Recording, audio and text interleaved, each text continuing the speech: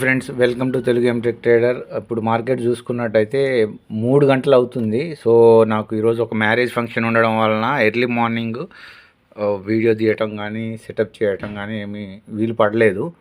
ఇక్కడ మార్కెట్ చూసుకున్నట్టయితే నిన్న మొత్తం సైడ్ వేసే, మొన్న కూడా సైడ్ వేసే. సో ఈరోజు గ్యాప్ డౌన్ ఓపెన్ అయింది ఎర్లీ మార్నింగ్. సో తర్వాత మార్కెట్ కంటిన్యూస్గా ట్రాప్ చేస్తూ మార్కెట్ ఎవరన్నా కిందికి ఎంటర్ అయి ఉండొచ్చేమో, కానీ మార్కెట్ కంటిన్యూస్గా ఈ ట్రెండ్ లైన్ని టచ్ చేసేసింది. తర్వాత ఈ ఏరియాకి వచ్చేసింది. So hi friends, welcome to Telugu M Tech trader. ఈరోజు మార్కెట్ చూసుకున్నట్టయితే ఇప్పుడు 9 గంటల 35 నిమిషాలు, పావు గంట అయింది. ఇది ఫస్ట్ 15 నిమిషాల క్యాండిల్, సెకండ్ 15 నిమిషాల క్యాండిల్ ఇక్కడ రన్నింగ్ అవుతుంది. సో మొన్న సైడ్ వేజ్ ఉంది 2 రోజుల నుండి. తర్వాత నిన్న కొద్దిగా గ్యాప్ డౌన్ ఓపెన్ అయ్యి ట్రెండింగ్ మార్కెట్ అయింది. ఈరోజు నిన్న గ్యాప్ డౌన్ ఓపెన్ అయ్యి పైకి వెళ్ళింది, ఈరోజు గ్యాప్ అప్ ఓపెన్ అయ్యి కిందికి వస్తుంది. సో ఇక్కడ లాజిక్ చూడండి. సో ఇక్కడ మనకు ఈడ మార్కెట్లో సెల్లర్స్ కిందికి నెట్టారు, కిందికి నెట్టారు. సో వాళ్ళ స్టాప్ లాస్ పైన ఉంటుంది. సో కాబట్టి మార్కెట్ స్టాప్ లాస్ హిట్టింగ్ కోసం పైకి వెళ్ళినట్టు. సో అదేవిధంగా ఈడ కూడా చూసుకున్నట్టయితే నిన్న మార్కెట్ ఈడ ఎవరైతే ఈ ఏరియాలో మార్కెట్ రాగానే చాలామంది కిందికి ఎంటర్ అయి ఉంటారు. సో వీళ్ళని స్టాప్ లాస్ అవుట్ చేయడానికి మార్కెట్ పైకి వెళ్ళిపోయింది. ఇక్కడ మనం ఎంట్రీ అవ్వడానికి కుదరదు, ఎందుకంటే స్టాప్ లాస్ చాలా పెద్దగా ఉంది. ఎంటర్ అవుదామంటే 147 పాయింట్లు స్టాప్ లాస్ ఉంది. సో అట్లా కుదరదు. సో ఒకవేళ ఎంటర్ అవుతా అంటే ఎంటర్ అవ్వాలి, కూడా కుదరదు. సో ఈ షార్ప్లో ఎంటర్ అవ్వాలి ఒకవేళ. సో అప్పుడు నీకు ఇట్లా టార్గెట్ వస్తుంది. సో నీకు ఇప్పుడు ఎంటర్ అవ్వడం అనేది కరెక్ట్ కాదు.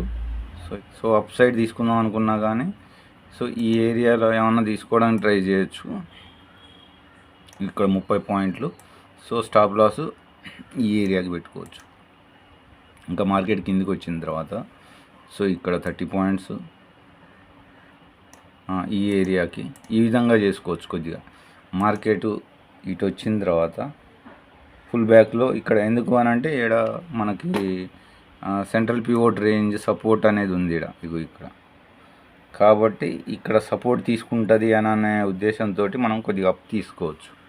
సో అదొక లాజిక్ అన్నట్టు. ఎందుకంటే ఇక్కడ స్టాప్ లాస్ అంటే మార్కెట్ ఇది బ్రేక్ అయ్యి ఇటు కూడా రావచ్చు, కానీ మనకు ఒక సపోర్ట్ అనేది కనబడుతూ ఉంది ఇక్కడ. కాబట్టి ఎంట్రీకి ట్రై చేయొచ్చు. లేదు అంటే ఇక్కడ కూడా సపోర్ట్కి అని అంటే సో ఈ ఏరియాలో ఎంటర్ అవుతానంటే సో మనం స్టాప్ లాస్ ఎక్కడ పెడతాము, సో ఈడ పెట్టాలి. సో స్టాప్ లాస్ ఇక్కడ పెట్టాలి. సో ఈ విధంగా సో మనకి రిస్క్ రివార్డు ఇది టార్గెట్ పెట్టుకోవాలి. సో ఈ విధంగా సో ఇక్కడ బ్యాంక్ నిఫ్టీ కూడా చూసుకున్నట్టయితే మనకు 2 రెడ్ క్యాండిల్స్ ఫామ్ అయ్యాయి. సో ఎంట్రీ అనేది కొద్దిగా డిఫికల్టీగానే ఉంది. సో మనము ఒకవేళ షార్ట్ చేద్దాం అనుకున్నా కానీ ఇక్కడ చాలా 200 పాయింట్లు అనేది కాదు. బ్యాంక్ నిఫ్టీలో 40 పాయింట్సే మనం ఇవ్వగలగాల, ఇంకా కుదరదు. సో ఇంత పెట్టాలి. సో ఇది కూడా చాలా ఎక్కువ మనకి ఫస్ట్ క్యాండిల్. సో ఇక్కడ రిస్క్ రివార్డ్ అనేది సెట్టే కావట్లేదు మనకి. ఈ ఏరియా దాకా వస్తే మనం ట్రెండింగ్గా చూసుకోవచ్చు. కొద్దిగా నేరో సిపిఆర్ ఉంది. సో ఇక్కడ 40 పాయింట్స్. సో ఇక్కడ సో కొద్దిగా డిఫికల్టీగానే ఉంది మనకి. స్టాప్ లాస్ అనేది పర్ఫెక్ట్గా ఫిట్ కావట్లేదు. ఏడుంది. సో ఇంత పాయింట్స్ అని అంటే మనకు కావాల్సింది 1:2నే. సో ఆ విధంగా కాబట్టి ఇంకా వెయిట్ చేయాలి మనం. ఫ్రెండ్స్, ఇక్కడ మనకు ఒక బిగ్ ఫాల్ తర్వాత మనము ఒక ఎంట్రీ కోసం చూసాము. సో ఇది నిన్నటి లో. సో మార్కెట్ ఈ విధంగా వెళ్ళింది. నిన్నటి లోని బ్రేక్ చేసి మళ్ళీ పైకి వచ్చింది. సో ఇది ఫేక్ బ్రేక్అవుట్ అవుద్దా లేకపోతే ఇట్ను. సో నేనైతే ఒక ఎంట్రీ అయితే మళ్ళా చేశాను. సో ఇక్కడ క్లియర్గా చూసుకుంటే 30 points stop loss, 60 points target పెట్టాను. సో మేబీ టార్గెట్ ఒకవేళ ఈ దాకా రావచ్చు. సో 86 పాయింట్స్ దాకా.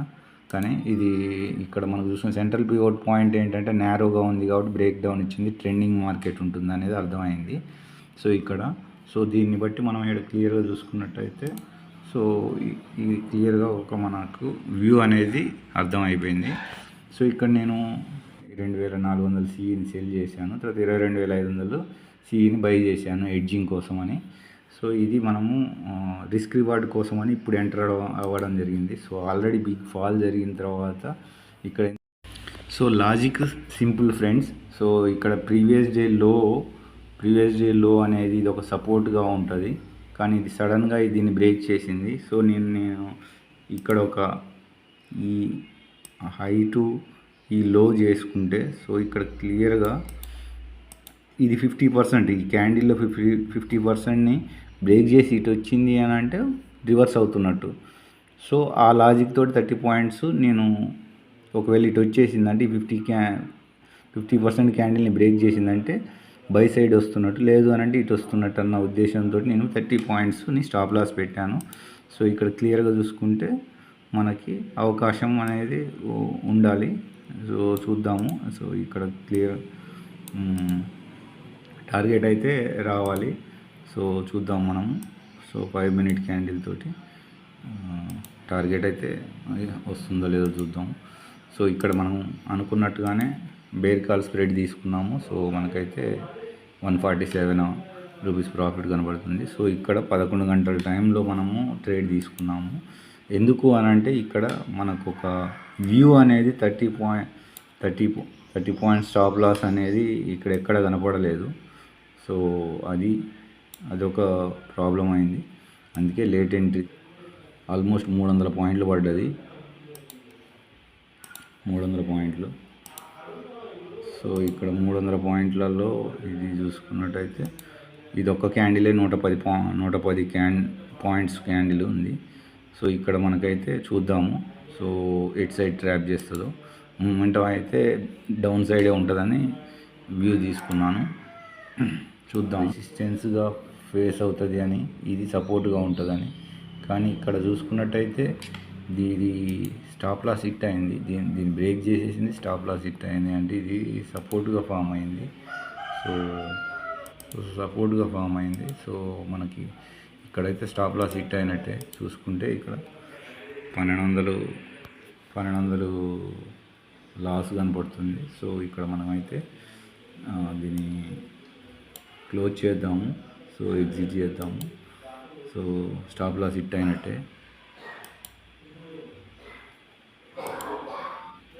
లాజిక్ చూస్తే సో ఈ లోన్ బ్రేక్ అయింది కదా అని నేను ఇక్కడ తీసుకున్నాను, కానీ అది స్టాప్ లాస్ హిట్ అయింది. సో ఇది ఫ్రెండ్స్. హాయ్ ఫ్రెండ్స్, ఇప్పుడు ఒక స్టాక్ని, బజాజ్ ఫైనాన్స్ స్టాక్ని మనము ఫ్యూచర్ని షార్ట్ చేసాము. అది ఎలాగో చూద్దాము. Up trend, so down trend, so ఇక్కడ సో ఇటు వచ్చింది. సో మళ్ళీ సో ఈ ఏరియాకి వస్తుంది అనేది. సో మనకి ఇదొక టార్గెట్, సో ఇదొక టార్గెట్, ఇదొక టార్గెట్. సో 3 టార్గెట్స్ ఉన్నాయి. సో ఇక్కడ క్లియర్గా చూసుకుంటే మనం 1 అవర్ చార్ట్లోకి వెళ్ళిపోతే సో 1:3 ఇక్కడ చూసుకుంటే 80 పాయింట్స్ స్టాప్ లాసు,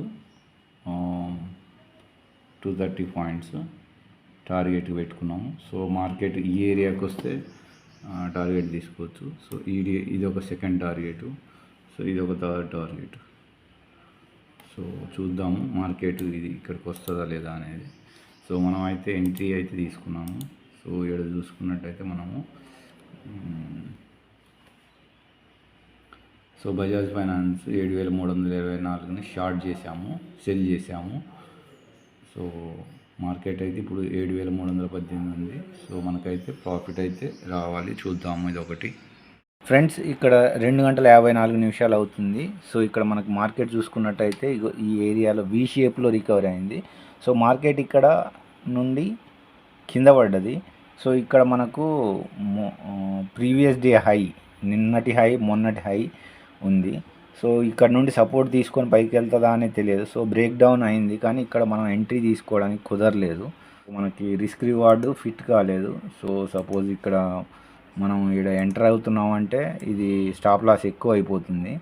అందువలన కుదరలేదు. ఒకవేళ ఇది బ్రేక్ డౌన్ అయినప్పుడు ఒకవేళ ఈ విధంగా 30 పాయింట్స్ పెట్టేసి సో ఇక్కడ 60 పాయింట్స్ టార్గెట్ తోటి సో ఈ ఏరియా ఈ లో కానీ ఈగడ కానీ సో ఇక్కడికి కానీ మనకు 1:2 రేషియోలో తీసుకోవడానికి వీలు కుదిరేది.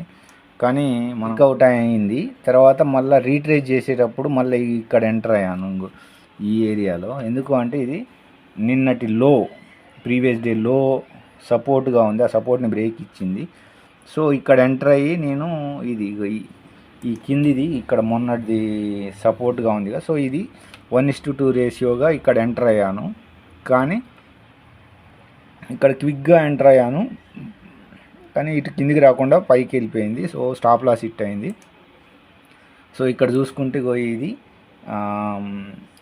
సో ఇక్కడ సో నేను బేర్ కాల్ స్ప్రెడ్ తీసుకున్నాను. సో అది క్లియర్గా చూసుకుంటే 22,400 సిఈని సెల్ చేశాను. సో ఇక్కడ క్లియర్గా చూసుకుంటే 22,400ని ఇక్కడ 22,400ని సెల్ చేశాను. ఇక్కడ అవుట్ ఆఫ్ ద మనీని ఎడ్జింగ్ కోసం పెట్టాను. సో అది స్టాప్ లాస్ హిట్ అయిపోయి మనకు ఒక ట్రేడ్లో మనకి ఇది లాస్ వచ్చింది. సో 1245. సో పేపర్ ట్రేడింగ్ చేసాము, డబ్బులు ఏం పెట్టలేదు, ఎమోషన్స్ ఏం లేవు. కానీ నేను స్టాప్ లాస్ హిట్ అయింది కదా అని నేను ఎగ్జిట్ చేసేసాను. సో ఇప్పుడు మనకు ఇంకొక అవకాశం అయితే మళ్ళీ ఈ ఏరియాలో కూడా ఇంకా నేను సిస్టమ్ ముందు లేను. సో ఇది క్యాచ్ చేయడానికి కూడా సో ఇప్పుడు నేను ఇక్కడ ఒక ట్రేడ్ అయితే పంచ్ చేద్దామని అనుకుంటున్నా. సో ఎక్కడ అంటే ఇది టార్గెటు. సో ఈ area so April 4 second trade తీసుకుందాము. సో ఇక్కడ మనకు సో 22,500 కాల్ని సెల్ చేద్దాము. సో 22,400ని సెల్ చేద్దాము తర్వాత ఎడ్జింగ్ కోసమని. సో ఇది మనము బేర్ కాల్ స్ప్రెడ్ యాడ్ చేసాము. సో ఇది మనకు సో ఇక్కడ 22,400 121కి సెల్ చేశాను.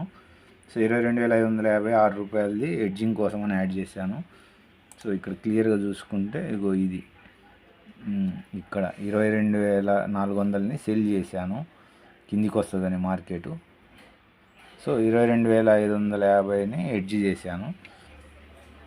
సో ఈ ఏరియాలోనే ఎంటర్ అయ్యాము. ఈ వి షేప్ రికవరీ అయింది. మరి ఈ విధంగా వస్తుందా అనేది చూడాలి. ఇప్పుడు 3 o'clock అవుతుంది. ఎవరైతే కిందికి ఎంటర్ అయ్యారో వాళ్ళందరినీ అవుట్ చేయడానికి మార్కెట్కి పైకి తీసుకెళ్ళిపోయింది. సో ఇప్పుడు మార్కెట్ ఇడికి వెళ్ళిన తర్వాత ఎవరైతే పైకి వెళ్తుంది అనుకుని ఎంటర్ అయ్యే వాళ్ళని అవుట్ చేయడానికి మార్కెట్ కిందికి తీసుకొస్తుంది. చూద్దాము. సో ఇక్కడ మనకి ప్రాఫిట్ అయితే 242 కనబడుతుంది. సో మనకి ఇప్పుడే ఎంటర్ అయ్యాము కాబట్టి సో చూద్దాము మనకి టార్గెట్ అయితే హిట్ అవుతుందా లేదా అనేది. సో మనకి నిన్నటి హై ఉంది. సో హైని బ్రేక్ చేస్తుంది.